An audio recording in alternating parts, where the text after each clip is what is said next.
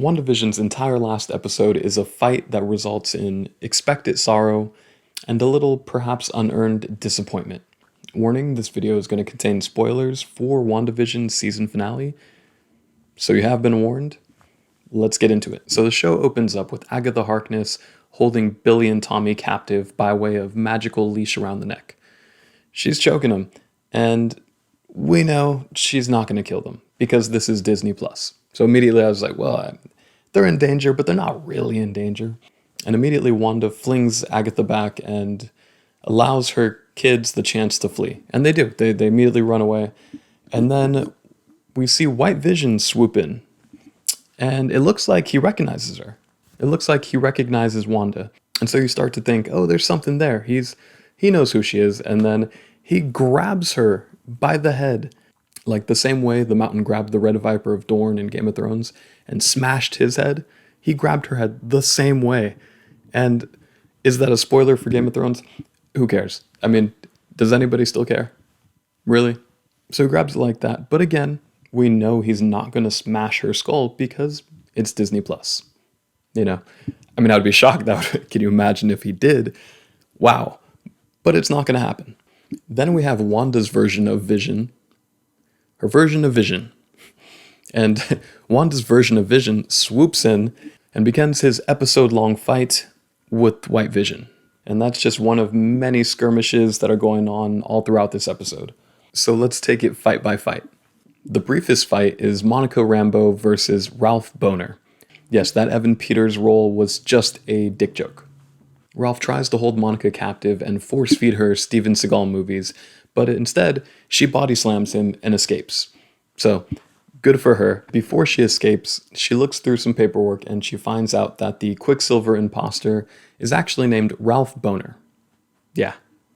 The fact that they brought in Evan Peters, knowing that all of us fans are going to get excited and be like, oh man, this is the start of the multiverse. Here, they're going to bring in the X-Men, they're going to bring in Magneto, they're going to bring in the Fantastic Four. This is the start of everything. Oh, this is huge. Just for them to be like, psych, it's a Bohner joke. And it's like, it's disappointing, but it just feels like such a wasted opportunity. Yeah. Anyways, then we have Billy and Tommy facing off with Hayward and his S.W.O.R.D agents. And Hayward straight up tries to shoot the kids. I was like, wow, he really did that. And I was surprised, but I guess I shouldn't be. Because the man's been ruthless. He tore apart Vision. A few episodes ago, he tried to blow up Wanda with a missile. You know? And Billy is showing some of the same magical powers that Wanda has. So it's easy to see that Hayward views him as a threat, just like Wanda. And yeah, he pulls out his gun, tries to shoot the little boy. Luckily, Monica Rambeau, swoops in, and she, unlike Pietro, can absorb the bullets. Sorry, Pietro. And she like transforms. She gets hit by the bullets, and she phases into some other form, and the bullets slow down and drop to the floor. Except one. One gets by her, and Billy stops it with his magic, which was really cool. I was like, yes, nice. And then Hayward tries to flee. He gives up and is just like, I gotta get out of here. Jumps in his truck, drives down the street just for Darcy Lewis to swoop in with the funnel cake truck and smash his car. And she was like, well, you're going to prison. Kat Dennings' comedic timing is perfect as always. And that was the only part I think she was in the episode. And it was great. You know, anytime she shows up, it's funny and effective. It just works. And speaking of funny and effective, we have Randall Park's character, who again wasn't in this last episode a whole lot. He has one scene earlier in the episode where he's being held captive. He's in handcuffs by the S.W.O.R.D agents and Hayward. He's surrounded by like 5 people. He's talking. They're all looking at him. He walks over to his cell phone and grabs it and keeps it without anybody noticing. They're all watching him. There's like 6 people in this room. 5 of them are watching him. And he grabs it and just, nobody's gonna stop him, really? That's, I mean, I guess when it comes to a comic relief character, You can get away with doing wildly unrealistic stuff like that because it was more funny than anything. I was just laughing. Okay, fine. That's whatever. And throughout the season, Randall Park has done a phenomenal job portraying Jimmy Woo, the FBI agent, and Kat Dennings portraying Darcy Lewis. Those two together have been money. Just every scene they're in, they've crushed it. They just being like comedic relief into the story, they did their job. They were perfect, and they deserve their own like buddy cop show or movie or something. We have to pair them up again and do something. It was too good. The second most important fight in this entire episode was Vision versus himself, or at least Wanda's memory of Vision versus the White Vision that S.W.O.R.D recreated and threw out there. But White Vision was a little naive because he was basically just reborn. And so that whole like, oh, were you just born yesterday? He was just born yesterday, and it shows. So yeah.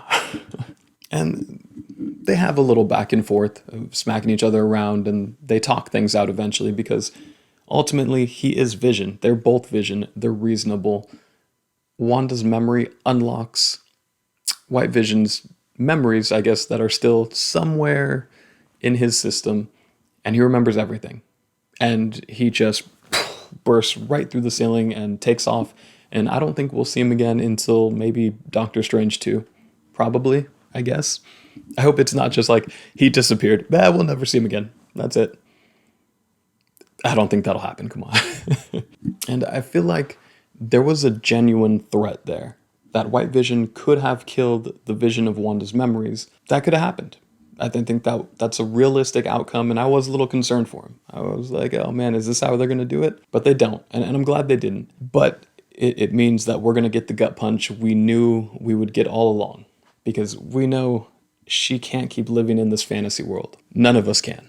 So the most important fight of the episode is Agatha Harkness versus Wanda Scarlet Witch Maximoff. At least that's what it looks like. But honestly, the biggest battle had to be Wanda versus herself. Because the biggest battle is internal. That's just how it is.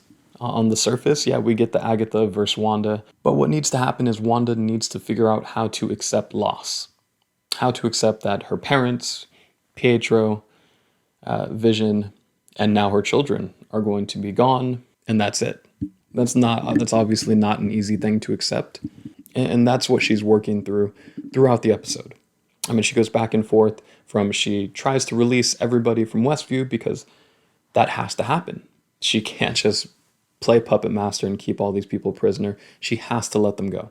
And she tries, and then she realizes, oh, her kids and Vision are going to be gone. They're going to disappear. So she recaptures everybody. But we know ultimately she's not going to be able to keep that up. And so Agatha and her face off, and we have that creeping dread just lurking in the background, just slowly building, kind of knowing this isn't going to end well. I figured the people from Westview will escape. We know Wanda's going to have to come to terms with reality, and that's going to be tough. So eventually Wanda outsmarts Agatha by using the same rune trick that Agatha used on her just a few episodes ago, putting up the runes, and Agatha didn't even notice she was doing it because she thought Wanda was giving up and giving her all her powers. And, it was a smart play, and she did it, and she beat Agatha and shoved her out of the way. Now we get down to the most important thing, the entire moral of the story here. She has to let go of her town. She has to let go of Westview, and she does. She lets the people go. She gathers up Billy and Tommy and Vision, and they all go to their home. And they switch back to their regular clothes out of her Scarlet Witch outfit and out of Vision's, superhero outfit. And they're just regular people. They're just a mom and a dad and some kids. Man. And so they go. Tuck in Billy and Tommy for the last time. They say goodnight. They say goodbye. And through the Billy and Tommy's bedroom window, you see way in the background the red wall of her fantasy world collapsing in. And it's getting closer and closer. That's an emotional scene. It just is, you know?